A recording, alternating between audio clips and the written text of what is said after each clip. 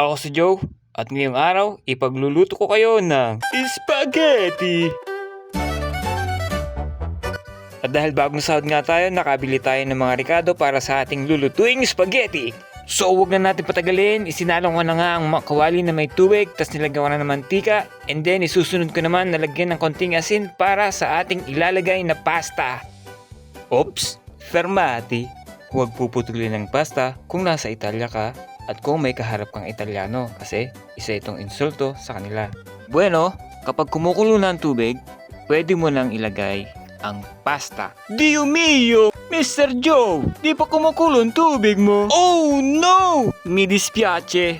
Sorry chef, na-excite lang ako. Pero maging gagayahin, dapat kasi talaga kumukulo na yung tubig. Kasi yung pagkakalagay ko ay kukulo pa lang yung tubig. Pero pwede na yan sa akin. Kasi kukulo din na naman yan, doon naman din pupunta, kaya okay lang yan. Basta kukurasan mo lang siya, huwag mong palalampasin ng 15 minutos or 15 minutes. Kaya dapat kailangan lang ay 10 to 12 minutes. Okay na yon, sakto na yon. At ngayon, tikman na natin ang pasta. So, pwede na sa akin tong luto. Malambot na siya, pwede na sa akin to.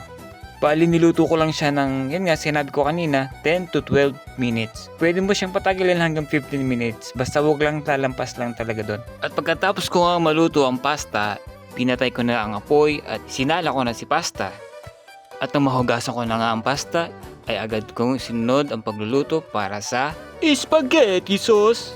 So, naglagay ulit tayo ng mantika sa mainit na kawali. At nang mainit na mantika, iginisa ko na ang bawang.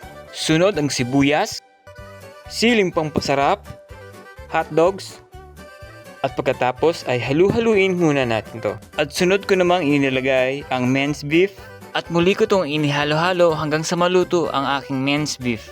At syempre bago makalimutan, nilagyan ko na siya ng betchin. Sumunod ang black pepper. At nang mailagay ko nga ang betchin at ang paminta, ay muli ko itong hinalo-halo. At pagkatapos ay inilagay ko na ang carrot. Sa pagkakataong yan ay nailagay ko na din ang aking green bell pepper, hindi ko lang nabidyohan. And at this moment, nailagay ko na ang tomato sauce. And ngayon ay nilalagyan ko naman siya ng tomato ketchup. At pagkatapos ko mailagay ang tomato sauce, tomato ketchup, ay muli ko itong hinalo ng hinalo para magbuo ang sauce.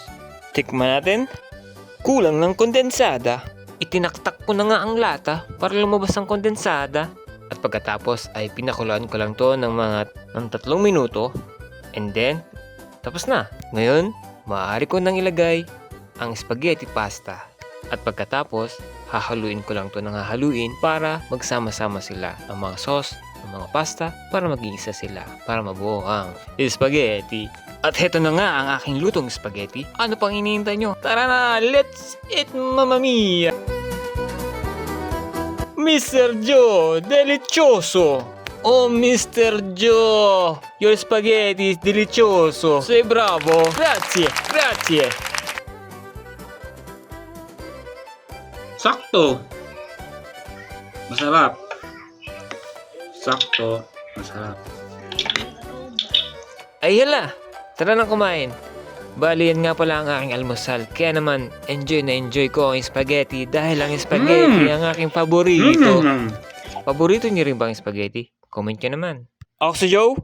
Ciao!